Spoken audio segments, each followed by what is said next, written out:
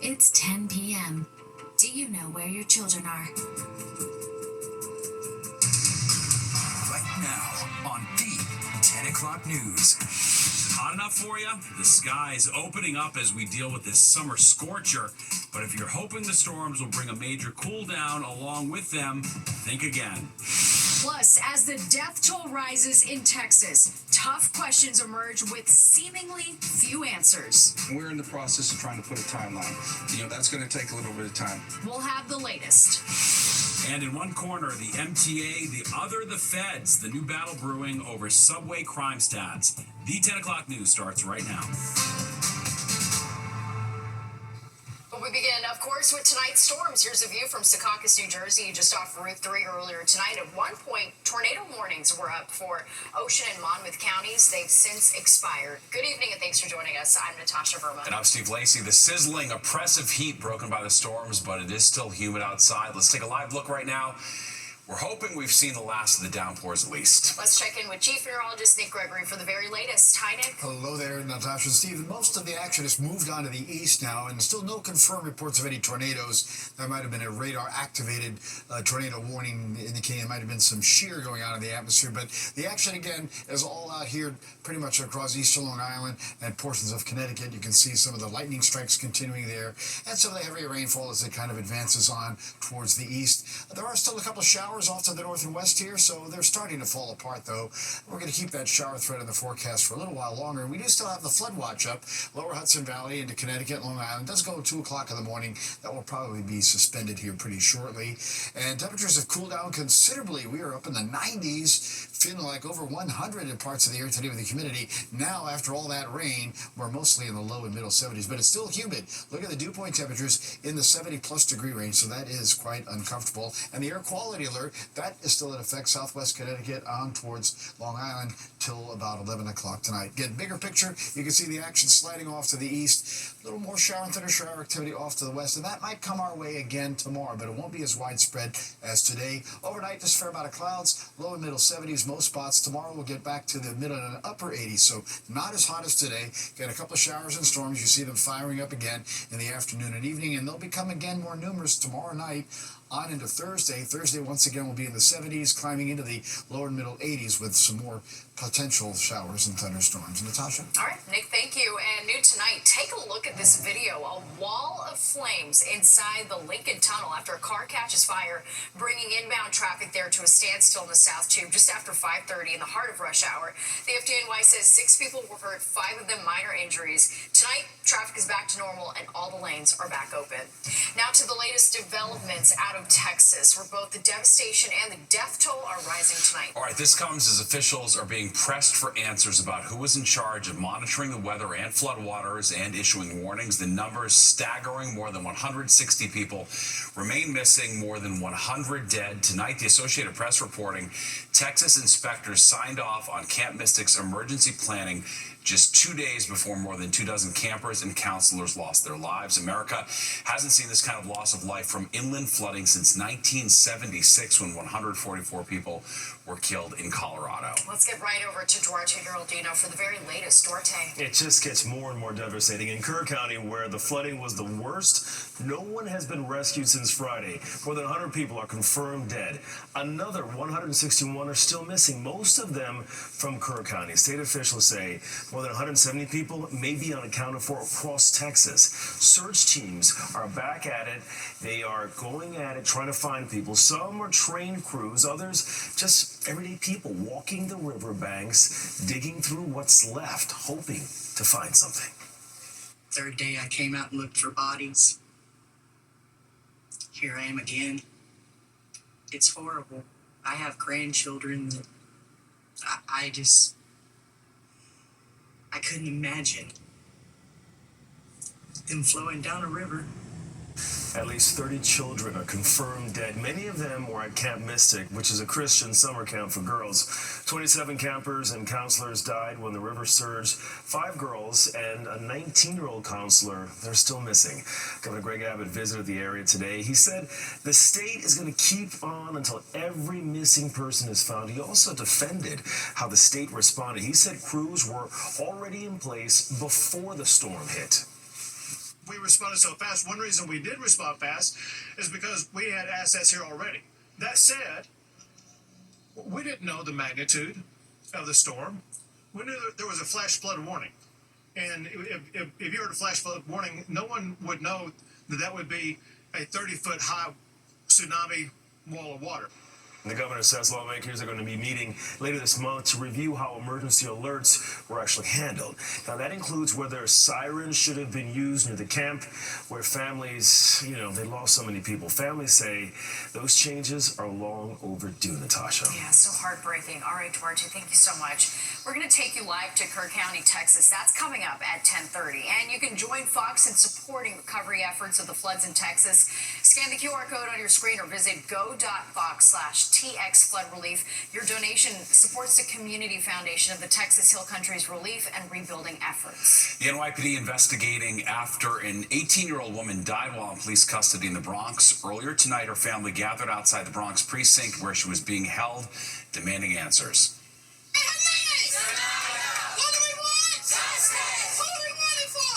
The NYPD says Sanaya Cheatham was found unconscious in a holding cell around 12:40 a.m. Saturday. They say officers tried performing CPR, but she was pronounced dead at the hospital. A city medical examiner is investigating the cause of death.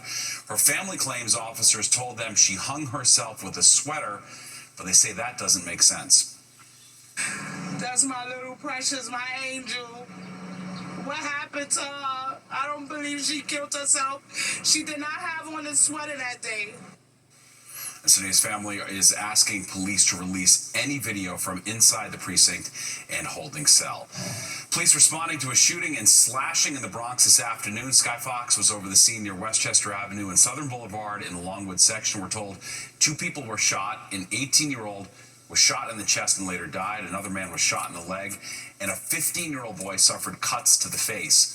It's unclear what sparked the violence, and police say so far, no arrests. An MTA bus has a massive dent on the driver's side after crashing into a crane. It happened in Queens Village between Jamaica Ave and Amboy Lane. The FDNY says 4 people were taken to the hospital with minor injuries. And there's a new battle brewing tonight between the feds and the MTA, and it's not over congestion pricing, although that's still raging on. It's over subway crime stats. Fox 6's Kendall Green is live on the Upper East Side with more on the war of words between MTA Chair Janno Lieber and Secretary of Transportation Sean Duffy. Kendall, what's the latest?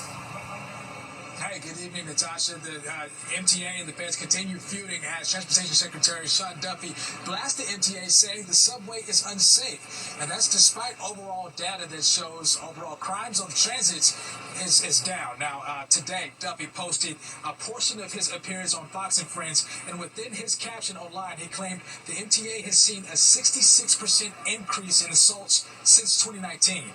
It's worth noting, frankly, congestion pricing, not public safety, appears to be the fuel behind this entire back and forth. And Duffy called it deeply disturbing that commuters and families are forced to ride the subway to avoid paying the congestion pricing toll. And he suggested NYPD's crime stats released in April that show subway crime dipping to its lowest point in 27 years, including no murders in the transit system within the first quarter of 2025, don't reflect riders' reality. If you include the pickpocketers in those stats, yes, pickpocketers might have gone down, but assaults have gone up, to your point, Emily, by 66% since 2019. It's dangerous to ride the subway in New York.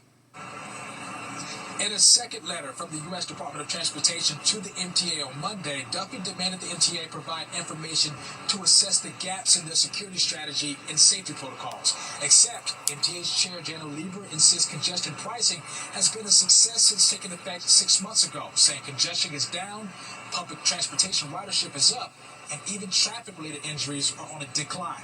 And he says they provided the DOT with all the stats they asked for 3 months ago. We sent them 20 pages of information on the good news that crime is down in every significant way. And we talked about all the MTA efforts, cameras and otherwise, more police presence to get it done.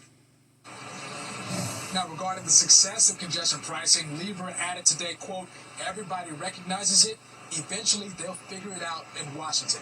Las Vegas here on the Upper East Side. Kendall Green, Fox 5 News. Natasha. All right, Kendall, thank you. 4 new lawsuits painting a rough picture of the NYPD under the Adams administration. All right, 4 former high-ranking officers in the NYPD going after the mayor, accusing him of letting corruption run rampant in the police department. Plus, the date is set when Sean Diddy Combs will find out how much time he's spending behind bars. Several new lawsuits paint a messy picture of the NYPD under Mayor Adams. All right, the suits accuse the mayor and his top allies in the NYPD of running a department where corruption and retaliation run rampant. Fox 5's Morgan McKay breaks down the allegations. Stephen, Natasha, the allegations in these 4 lawsuits are reminders of the tumultuous time in the NYPD last year, which forced a former NYPD Commissioner Edward Caban and others to resign. And it comes just as Mayor Eric Adams is ramping up his re-election campaign. Now, these 4 new lawsuits come from 4 former police chiefs who allege that several of Mayor Adams' close allies in the NYPD encouraged bribes in return for promotions and allege they faced retaliation after they spoke up. They also allege that Mayor Adams knew what was going on and approved it.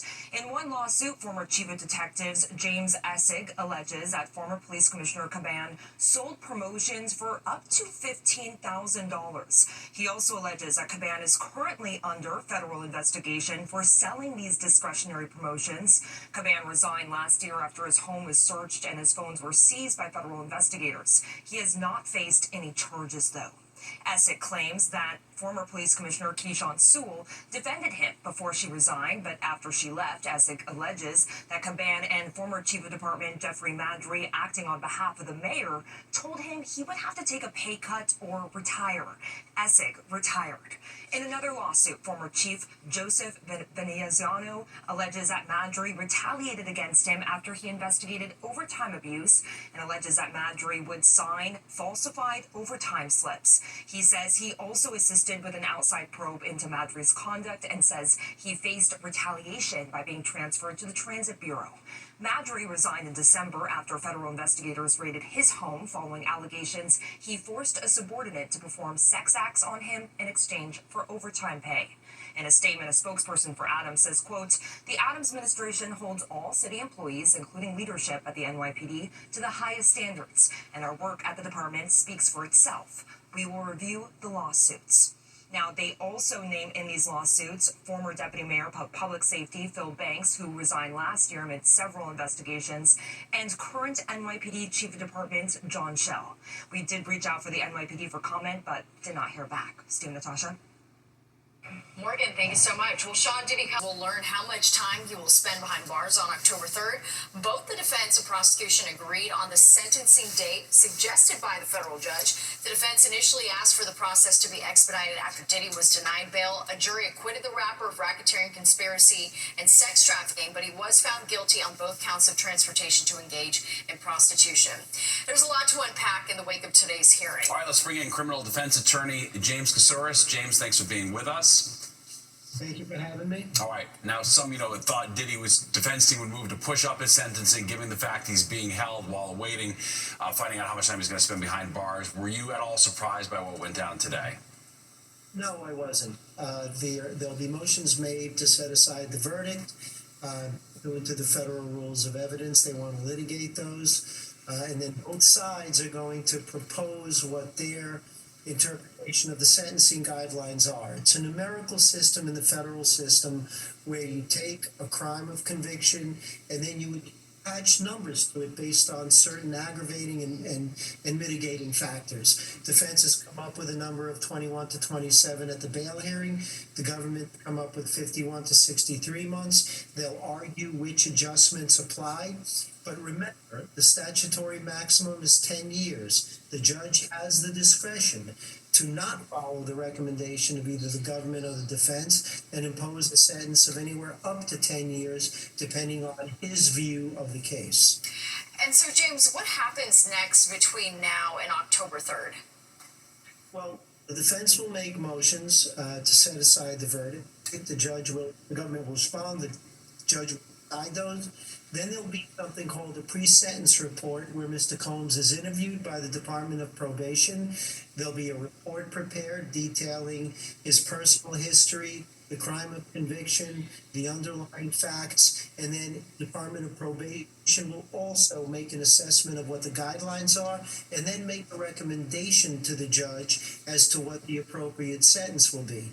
The defense and the government will submit sentencing memoranda either objecting or embracing the probation report and give their own interpretation of their guidelines and what they believe the appropriate sentence will be. You know, and I know you sort of got into the sentencing guidelines, things like that. Is there anything that can be read into the fact that he's being held until sentencing as far as what sort of sentence you think he'll eventually get?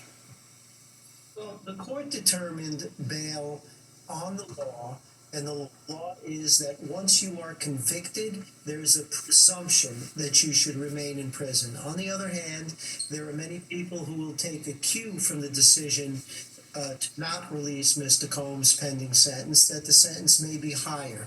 You think about it. He served close to a year already in prison. A sentence of 21 to 24 months with good time would be something close to time served. So it's very, very hard to tell whether or not the fact that he was denied bail is any indication of the judge's view of the sentence. All right. Criminal Defense Attorney James Casores, thank you so much for joining us tonight. Thank you for having me. All right, and ahead of Diddy's sentencing, you can download the free Fox local app to get the latest updates. Well, a victory at the Supreme Court for the Trump administration. In an unsigned order, the justices have cleared the way for President Trump's plans to downsize the federal workforce, the court overriding lower court orders which temporarily froze the cuts led by DOJ. There was only one dissenting vote in the court order, Justice Ketanji Brown Jackson. And President Trump expressing his frustration with Russian leader Vladimir Putin and the lack of progress on a peace deal with Ukraine. During a cabinet meeting, Trump blamed Putin for the stalemate, saying that he's killing too many and not serious about a ceasefire. We get a lot of thrown at us by Putin for you want to know the truth. He's very nice all the time, but it turns out to be meaningless. Trump also says he's considering a bill proposed by the Senate for further sanctions on Russia. Yesterday, Trump confirmed that he will send more weapons to Ukraine, reversing a decision last week to pause some shipments. A visitation held today to remember former Congresswoman Carolyn McCarthy. Mourners streamed in and out of the Fairchild Sons Funeral Home in Garden City to pay their respects ahead of tonight's service, which is being billed as a celebration of life. McCarthy passed away last month. She first entered Congress in 1996. After a personal and very public tragedy. Her husband Dennis was killed and her son Kevin critically injured in a 1993 mass shooting. Today, local lawmakers remembered her service.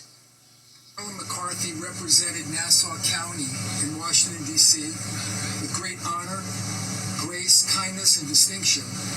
She was a distinguished public official, and she took a tragedy in her life and turned it into public good. McCarthy served 9 terms in the House. She died at the age of 81 after a battle with lung cancer. Well, a big change for air travelers. The TSA will now let you keep your shoes on during security screenings. The idea is to streamline the screening process and help reduce wait times. The shoes-off policy first took effect back in 2006, but Homeland Security Secretary Kristi Noem says it's no longer needed. Since that policy was put in place, our security technology has changed dramatically. It's evolved. TSA has changed.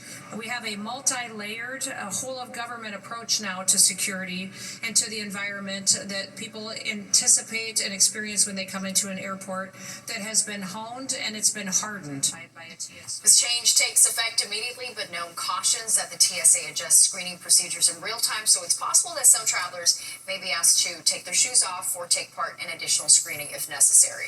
Well, it seems like everyone has something to say about the next generation. All right, but kids could actually today be less healthy than they were just 15 years ago. We're going to have the skinny on an alarming new study. And the wait is over. The Knicks landing their new head coach. The message that Mike Brown is sending to fans.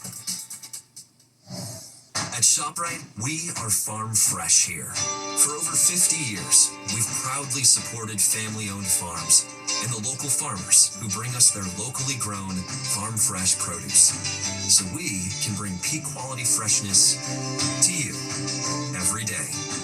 From family-owned farms to our family-owned stores. To you. ShopRite. We are here. The Knicks Bucs officially introducing Mike Brown as their new head coach, who replaces Tom Thibodeau, who was fired despite getting just 2 wins from the NBA Finals. Brown is a 2-time NBA Coach of the Year who's also had success as an assistant coach. Today he highlighted his experience going to 6 NBA Finals with 3 different teams and said his top goal is producing championships. Our goal, starting with Mr. Dolan, to Leon, to the players, all the way down to the fans, is to build a sustainable winning culture. Brown also said he's excited about the roster and where the team could go with its current lineup. All right, turning back to the weather tonight, let's take a live look outside. Yeah, we've seen watches and warnings all night long. Let's check back in with Chief Meteorologist Nick Gregory. Nick. Things quieting down though now, so that's the good news. Heat is gone as well. We're in the 90s, even hitting 100. You'll see here in a minute out at Newark. And the action quieting down, like I said, the thunderstorms kind of moving through southern Connecticut now, heading towards Rhode Island. And these showers are dying off, and they're pretty much moving offshore. So we're just going to keep a shower threat in here for just a little bit longer as we watch some of these showers, still kind of trying to hold on to their development there, but I think that's kind of going to fall apart as time goes along. Nonetheless, we still have a flood watch. That's going to go till 2 o'clock in the morning for most of the area. That's probably going to be taken down here shortly as well. There's Newark for the high today, 100 degrees. It was 93 in Midtown, really 90s everywhere you go here. Even out at East Hampton, usually that's our cooler spot with a window off the ocean, but not today. They made it up to 90. And as we go on and take a look at the bigger picture, again, the showers and storms that blasted through, particularly central New Jersey earlier, like I said, are kind of moving along. So as we'll take a look at the futurecast overnight, we'll say that the shower threat will come to an end. And tomorrow will be sort of a similar day as far as a combination of sun and clouds in the morning. Not as hot, but it'll still be pretty humid. And a couple of showers and thunder showers may fire up again in the afternoon and evening, but not as widespread as today. But we'll get back into this overnight into Thursday morning. Some more showers and storms will be moving on through and lasting off and on during Thursday. So, again, that's still a bit unsettled at that point. Overnight lows, some upper 60s north and west to low and middle 70s for the city and along the coast. Again, the shower threat coming to an end. Sun and clouds tomorrow. A couple of scattered showers and thunderstorms in the afternoon. Again, not as hot. Upper 80s in town. 90 degree here and there. But, again, we'll look for temperatures to stay cooler later on this week as well. Stephen, that'll be good. All right, thanks, Nick. Well, the fun of games is about to end for a popular Upper West Side toy store. Why Family Business is getting ready to ring up its final sale after more than 40 years. Plus this. Priority right now is bringing people home. And a briefing on the Texas flood disaster turns tense. We're going to take you live to Kerr County for the latest. The 10 o'clock news. Have to find every single person who's missing. Texas Governor Greg Abbott on the ground in Kerr County, touring the devastation left behind by the deadly floods in Texas. A staggering more than 160 people are still believed to be missing. And that's on top of the more than 100 people killed by flash floods, including at least 27 campers and counselors at an all-girls Christian camp on the banks of the Guadalupe River. All right, I want to go live now to Kerr County, Texas, where Fox's Connor Hansen is live. And Connor, where do the recovery efforts stand tonight?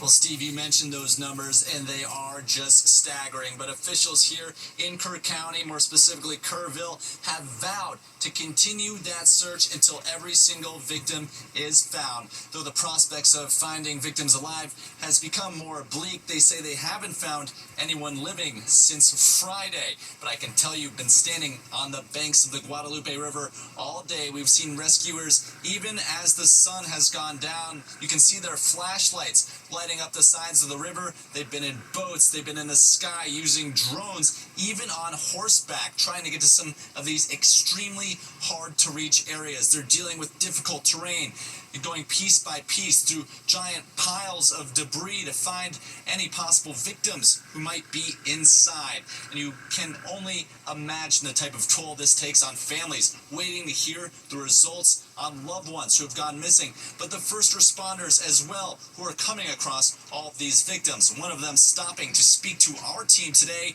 telling us that she just came across a young person just on the banks of this river. It is truly devastating. Yeah, absolutely. And Connor, we also know that things got pretty tense when reporters asked officials about what happened in the hours before the floods.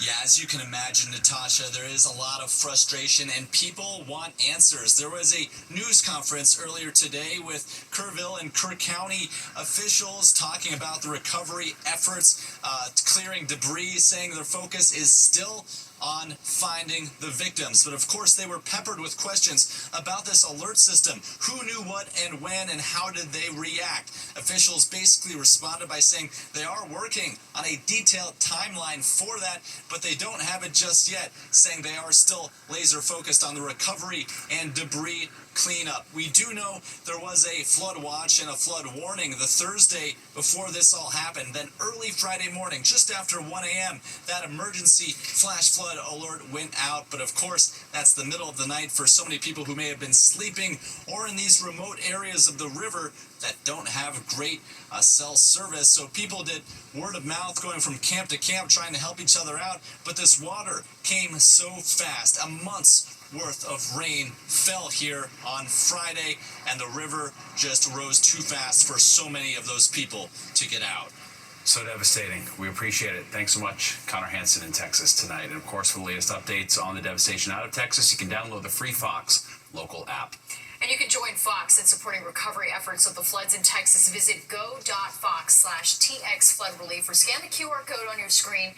Your donation supports the Community Foundation of the Texas Hill Country's relief and rebuilding efforts. The first in a series of public hearings held today over proposed Con Ed rate hikes. The utility wants to increase electric rates by 11% and gas rates by 13%. The Borough of Manhattan Community College hosted 2 hearings today where people could weigh in. Governor Hochul, among the many New Yorkers opposed to the double-digit price hikes. More hearings are scheduled from now through the end of July. It's been a staple on the Upper West Side for more than 4 decades, but now a beloved toy store is getting ready to ring up its final sale. Fox 8's Sharon Crowley shows us why the second-generation owner of West Side Kids is getting out of the toy game. We're just closing. I can't do it anymore. Hugs and a few tears as customers learn this neighborhood toy store on the Upper West Side will soon be closing for good. Our prices are going up, and I can't compete with the big guys on that. Jennifer Bergman owns West Side Kids near the corner of Amsterdam and West 84th. The regulars call her Jenny. It's sad. It's sad. I mean, one of the reasons I stayed open as long as I did was because I was providing jobs and opportunities for people. Her late mother opened the beloved neighborhood business 44 years ago. It just got to the point where just the bills were coming in and I couldn't pay them anymore. These parents and kids are sorry to see another small shop go out of business. How do you feel about the store closing? Devastated. It's awful. All of our small businesses are closing. It's really, really sad. Jenny says she has struggled to compete with online retail giants. The pandemic and threatened tariffs also contributing to Jenny's tough choice to move on. Well, I think now it's just consolidation and everyone shopping online. And so it's really tough with the high rents in New York to also make do on lower business. So the store isn't closing until the end of this month, but the loyal customers tell me they will be keeping memories they've had here for years. Well, I'm going to cry. So it's bittersweet. You know, there aren't that many local stores anymore. We come and support them. My oldest is turning 50, and that's how long I've been supporting them, so it's pretty difficult. Jenny's customers will now have to find another place to shop for birthdays and holidays. It's not likely, though, to be so close to home or to be filled with familiar faces and giggles from the smallest of customers. On the Upper West Side, Sharon Crowley, Fox 5 News. So many memories. I know. You can't replicate that experience. The kids walking around trying everything out. Hate to see it. And from student of the game. All right, to star on the court at Barclays. I tell people all the time, it's not that I don't necessarily like school, I'm good at it. All right, we're going one-on-one with Liberty guard Jalen Sherrod. And soccer fans flocking to MetLife for breaking down today's FIFA Club World Cup semifinals.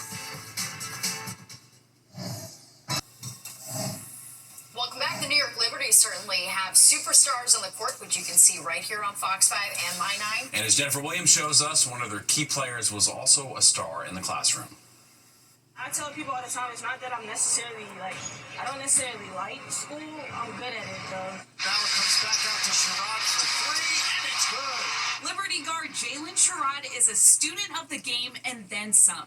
It's something that I actually found to keep me busy as well, because I've never just been a basketball player. Jalen Sherrod with the steal, dumps it off solidly to lay it. The 23-year-old has 3 degrees from the University of Colorado, a bachelor's in sociology, and a master's degree in both leadership and criminal justice. Being from Birmingham, Alabama, it kind of around a lot of unfortunate events, and so seeing it in my neighborhood, growing up around it, was just something I was always interested in, so I always had a passion for it. Sherrod was a 3-time member of the Pac-12 Honor Roll, and in her final year suiting up for the Buffaloes, she was the Pac-12 Women's Basketball Scholar Athlete of the Year. As for where the discipline to excel both academically and athletically comes from, I would say my mom more than anything. Growing up in a single-parent household, she was very headstrong on, academics first. Honestly, basketball was a privilege more than it was a necessity. And while it is no easy feat staying ready for an opportunity while finishing a degree, Jalen says the structure her coursework gave her helped her on the court. Earlier this year, when we were preseason, we had to go to Oregon. I had like a 10-page single-space paper due, and I was just in the hotel writing while everybody else was doing things. So I think just, prioritizing what's important to me. The tenacious guard that hails from the South was re-signed by New York last July before helping the franchise win its first ever WNBA championship. In Brooklyn, Jennifer Williams, Fox 5 News. Wow, she's so smart. Impressive off the court too, gonna love that. Well, it is an ongoing struggle that parents know all too well. Making sure their kids are eating healthy, but new research is revealing that despite our best efforts, chronic conditions in young people are on the rise. Plus this. I'm used to the smell, but it's really bad. And it's hazardous. All right, dumpsters overflowing, trash on sidewalks and streets where things stand on the strike impacting garbage pickup in Philadelphia. Well, if you think kids today aren't as healthy as they were 15 years ago, you're not wrong. Yeah, new research revealing kids today are more likely to have chronic conditions, including obesity. Fox 5's Jessica Formoso has the details. When I was a pediatric resident about 20 years ago, it was really rare to see a kid with a chronic condition. But that has all changed. Dr. Christopher Forrest, professor of pediatrics at Children's Hospital Philadelphia, is one of the authors of the new study published in JAMA that found the health of U.S. children has deteriorated over the past 17 years. And now almost 1 in 2 kids have a chronic condition. If you were born in this country as a child, you're 80% more likely to die than if you're born in 18 other high-income nations in Europe. It is concerning to me, yes. I do think there are a lot of environmental, external influences as well as home. The study found a child in the U.S. was 15 to 20% more likely to have a chronic condition in 2023 than back in 2007. In particular, depression, anxiety, obesity, and even sleep apnea. We saw that girls were going through puberty earlier. Girls and boys were experiencing more emotional distress, more loneliness, more anxiety, more depression. Aside from all that, Dr. Forrest says kids are also experiencing more physical symptoms like pain, coughing, vomiting, and respiratory symptoms. He says this health decline highlights the need to identify and address the root causes. There is no single cause. So yes, there's probably a contribution of poorer diet. Yes, there's probably a contribution of less activity. What is required is that communities take stock how they can improve their neighborhoods, the cities where kids live, and ultimately our nation. It's like a snowball effect, and kids are being harmed. The parents don't spend enough time with their kids. They work too much, so the kids are by themselves, and they go through all this by themselves instead of having their parents there. Dr. Forrest says this is a wake-up call and there needs to be a transformation to the entire ecosystem. In Forest Hills, I'm Jessica Formoso, Fox 5 News. An alarming story about the downward trend in kids' A lot health. of different aspects and factors contributing to it. All right, turning back to the weather, it's been a roller coaster ride as we take a live look outside. Yep, steamy, stormy, you name it. Let's check back in with Chief Meteorologist Nick Gregory. Are we done yet, or do we have sort of gets the worst in a couple hours, right? Or No, we're pretty much done. The severe weather threat's over now. Still a couple of showers will be around in some areas overnight. That's really about it, and really in the early part of the night. But certainly a lot happening today. High temperatures, high humidity, those thunderstorms rolled through. Now just a lot of clouds over the city, and we managed a high of 93 today with a low of only 77. So not a record. Record high was 100, but we should be up around only 85. We'll be close to that number tomorrow, mid and upper 80s tomorrow. 5:32 sunrise down to 8:29 now, and it is mostly cloudy, holding at 74. So actually that's our new low for the day as the wind's coming around to the southwest and the pressure steady 2999. But look at that dew point number, still over 70. That is, again, quite humid out there, and we're hanging on to 82 at this hour at Poughkeepsie, 81 at Hartford. Otherwise, mostly mid-70s across the area with those dew point numbers in the low to middle 70s. Anything over 70 really is quite humid. You feel it. You go outside, feel like you're walking into a steam bath. Wind continues out of the south to southwest. That will be that way tonight, 5 to 10 miles per hour or so. And again, there's that triple-digit heat for Newark. Everybody pretty much on this map into the 90s. Even East Hampton, one of our cooler spots, but that didn't happen today. 90s taking it up to Providence and Boston and Concord, New Hampshire, right down Philadelphia, 96, mid-90s to Richmond, Virginia. But look, on the other side of this cool front that brought those thunderstorms today, only in the 70s to low 80s. Rochester, State College, Cleveland, heading back westward towards Chicago and Detroit, middle 80s there. Cincinnati, also at 84. All right, so the showers and storms have rambled through here. Again, they're now moving into eastern Connecticut, so we're pretty much done with these. Just also exiting the Twin Forks. Couple of light showers off to the north and west here, but you see in the last couple of loops, just kind of falling apart. So we're just about done with the shower threat. We'll have some clouds stick around as the night goes along, and then tomorrow we'll start with a combination of sun and clouds. But the front that's coming through is kind of going to still be in the neighborhood tomorrow. It's not going to really do all that much, except potentially trigger a couple of afternoon, evening scattered showers and thunder showers, but not as widespread as what we had around here for today. So you'll see that in the Futurecast overnight, just some clouds around, a couple of upper 60s north and west to middle 70s or so in the city, and pretty much that'll be the story near the coast as well, low to middle 70s. Still humid overnight and still humid tomorrow, but not as hot. Although we may have a 90-degree temp at Newark, it's mostly mid to some upper 70s. And again, here's 4 o'clock in the afternoon, a couple of isolated showers and thunder showers, but it's not going to be, again, a big event for tomorrow. Tomorrow night, different story. Notice the showers and storms kind of come back in, and here's Thursday morning in the 70s again and humid with some scattered showers and thunderstorms even starting in the morning, and we'll have some more popping up in the afternoon. Some of those could produce some locally heavy downpours as we get back into the lower to middle 80s on Thursday. All right, boaters winds south to southwest, 5 to 8 knots tomorrow, 3 to 4 foot waves on the ocean, 1 or less on the sound, but carefully going in the water. It's tempting, water 73, but it's a high risk for rip currents tomorrow. It's a 10 on the UVI. You're going to burn really quickly, so be careful. Again, the showers and storms just about done. 75 in the city, and as we go towards the suburbs, closer to 70, a couple of upper 60s there as well. Tomorrow, sun and clouds. Again, a couple of afternoon showers and thunderstorms, but not as much as today as we stop at 87. Same on Thursday, but a little better chance for showers and storms again. Into Friday, some scattered showers and storms. Then as we head into the weekend, it's mostly afternoon variety stuff. A humid weekend, middle 80s, and then Friday looks like a little drier patch of air is going to move in as we warm it back up early next week. Steve and Natasha. Very well. All right, thanks, Nick. Well, it's going to be an all-European Club World Cup final after Chelsea advanced to Sunday's title match against the winner of this Wednesday's game between Paris Saint-Germain and Real Madrid. Fans packed MetLife Stadium for today's semifinal match. They made sure to leave plenty of extra time to get there because of heavy traffic. We got here at 9:30 today, and the reason why we got here so early was because we were here for the Madrid Dortmund game, and we left Westchester at 2 p.m., and the traffic got us in after halftime. And today's was such a much anticipated match with Chelsea going in as the heavy favorite and winning 2-0 against the Brazilian sports club Fluminense.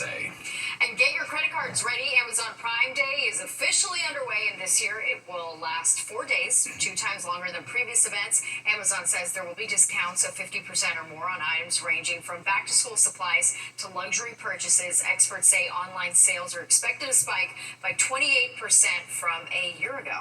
Well, this brutal summer heat is turning Philadelphia from the city of brotherly love to a city of nauseating smells. All right, why the trash is piling up, and it's getting so bad in some neighborhoods that people don't want to leave their homes.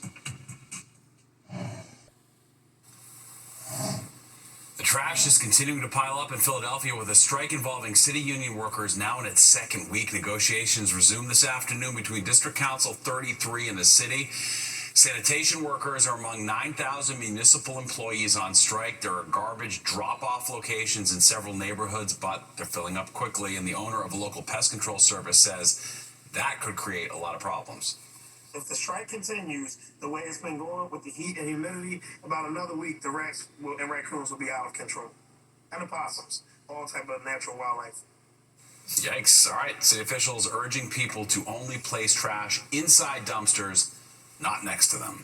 A summer curfew is now in effect for kids under 18 in Newark, New Jersey. Between 11 p.m. and 5:30 a.m., they have to be home or with a parent or guardian if they're outside. It's part of the city's Summer Youth Initiative, and it'll continue until the start of the new school year. City leaders say that they're not looking to arrest young people, but they want to talk and engage with them.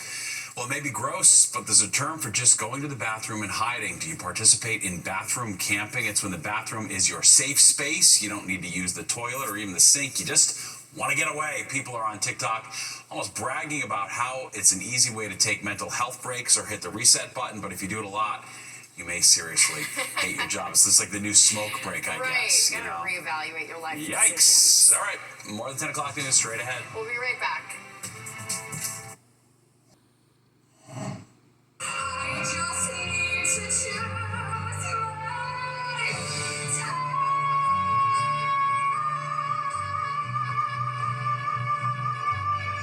Listen to that. Wow. Allen Stardust Diner, of course, known for discovering future Broadway stars. And while usually it's limited to adults, today they invited kids to audition for a chance to perform alongside their singing waitstaff. 5 winners were chosen, all of whom will be invited back to perform at the diner during Kids Night on Broadway later this summer. I mean, it's literally like a dream come true. This place is like, I mean, I've been coming here since I was a kid. My grandma lives here, so we would like just go here whenever we visit her, and like it's so cool to see that these Broadway people are performing like in the restaurant, and then they're like on stage in the nighttime. Like it's crazy. You know, they'll be seen possibly by agents or producers. Who knows what can happen? Allen Stardust Diner, of course, has been a New York City institution since 1987. Yeah. And don't go anywhere. Good Night New York with Crystal Young and Ryan Christopher is next at 11, and you do not want to miss it. All right, that does it for us tonight. If you missed any part of the 10 o'clock news, you can always catch an encore on our free streaming app, Fox Local. Where you can stream our newscasts anytime. Have a great night. We'll see you tomorrow.